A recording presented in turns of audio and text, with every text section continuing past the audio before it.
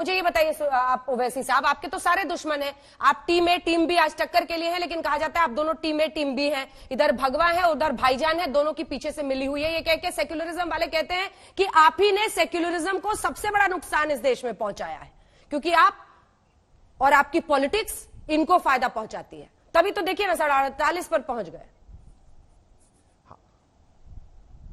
हाँ मैडम, मेरी वजह से नरेंद्र मोदी ने 2 मर्तबा प्रधानमंत्री बन गए, मेरी वजह से नरेंद्र मोदी 280 से 306 चले गए, मेरी वजह से गुजरात में नरेंद्र मोदी मुख्यमंत्री थे तो वहां पर 1000 लोगों का कत्लेआम हुआ, मेरी वजह से सिखों का नस्ल जेनोसाइड हुआ, मेरी वजह से दिल्ली का मैसेकर हुआ, मेरी वजह से मुजफ्फरनगर हुआ। इस मुल्क में तमाम बुराइयां जो शुरू हुई और कमजोरियां मेरी वजह से है ना। बाकी के सब राजा हरिश्चंद्र की औलाद हैं, बाकी सब नेक हैं, कोई गुनाहगार है तो हम ही हैं, आप तमाम लोग सही हैं। यही तो हम कह रहे हैं, यही तो झगड़ा है कि तमाम बुराई तमाम गलतियां हम में हैं और जो सत्ता में बैठते हैं वो दूध के दूल्हे हैं। बिहार में इलेक्शन होता है तो ठाकुर देखा जाता है, ब्राह्मण देखा जाता है, भूमिहार देखा जाता है, कुर्मी देखा जाता है, मगर बात होती है तो खाली मुसलमान मुसलमान। यही तो हिपोक्रेसी है मैडम, ये हकीकत है भारत की सियासत की, इससे कोई इनकार नहीं कर सकता। इसीलिए मैं आपसे कह रहा हूं कि इसको समझिए और अगर मुझे इजाजत दीजिए, मुझे एक और जगह पर जाना है। मैं पहले ही कहा था आशीष को कि आधा घंटा मैं रहूंगा। एक और सवाल है बस, एक और सवाल है टीआरएस वाला, दोस्त है टीआरएस वाला ये बताइए कि अब मेयर का जो चुनाव होना है उसको उसमें आप क्या कीजिएगा? टीआरएस को जरूरत पड़ेगी तो साथ देंगे? पड़ेगी ही जरूर। अरे मैडम, मैंने पहले आपके प्रोग्राम में कह दिया कि भारत की पॉलिटिक्स का मुझे लैला बना दिया गया और पूरे मजनू मेरे अतराफ फिर रहे हैं, जिसमें से सुधांशु जी भी हमारे मजनू हैं, कई हमारे मजनू हैं। देखेंगे अब ये लैला के अतराफ तो पूरे फिर रहे हैं, तो वक्त आने दीजिए, हम इंशाल्लाह हम फैसला लेके आपको बताएंगे। लेकिन लैला को ये तो देखना पड़ेगा ना सर कि टीआरएस ने ट्रिपल तलाक बिल, एक सेकंड सर, ट्रिपल तलाक बिल पर सरकार का साथ दिया था।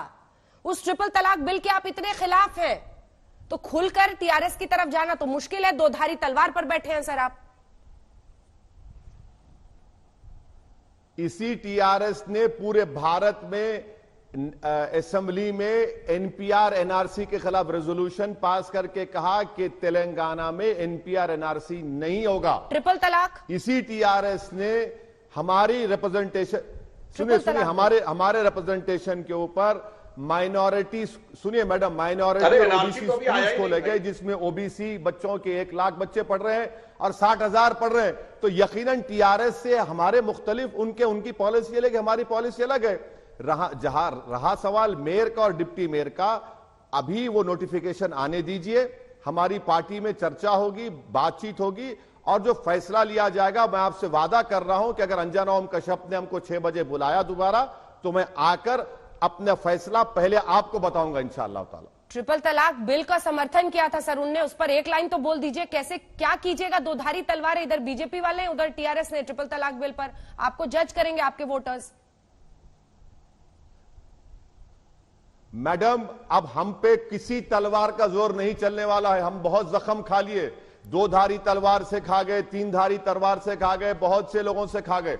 अब किसी की तलवार के जोर पर या किसी के तलवार के वार के ऊपर या जर्ब के ऊपर हम फैसले नहीं लेते, डर कर नहीं लेंगे, पूरी इत्मीनान और एतमाद के साथ हम फैसले लेते आए हैं। अब वो जमाना चले गया कि कोई तलवार दिखा रहा है, कोई तलवार फिरा रहा है, तलवार का वो खत्म हो गया जमाना। अब हम अपने फैसले पूरे इत्मीनान के साथ लेंगे और हमको किसी से डर नहीं है। ठीक है सुधांशु जी, सुधांशु जी से मैं आपसे जवाब ले रही हूं क्योंकि उनको जाना है कहीं पे, बहुत रिक्वेस्ट करके मैंने रोका है। एक सवाल सर, एक लास्ट सवाल, बीजेपी को 48 सीटें आने की क्या वजह रही? कर ले भाई, जो जान दे।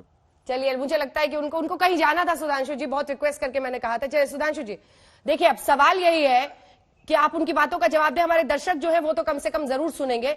ये अब पूरी कहानी यहां पर आकर अटकती है कि आप 48 पर जाकर अटक गए हैं और वो कह रहे हैं कि जब विधानसभा के चुनाव की बारी आएगी तब वहां पर कहीं ना कहीं बात यहीं पर पहुंचेगी कि तेलंगाना बनाने वाले केसीआर, वो जो वहां की पहचान है उसको लेकर शायद आपके लिए वैसा मौका ना बन पाए।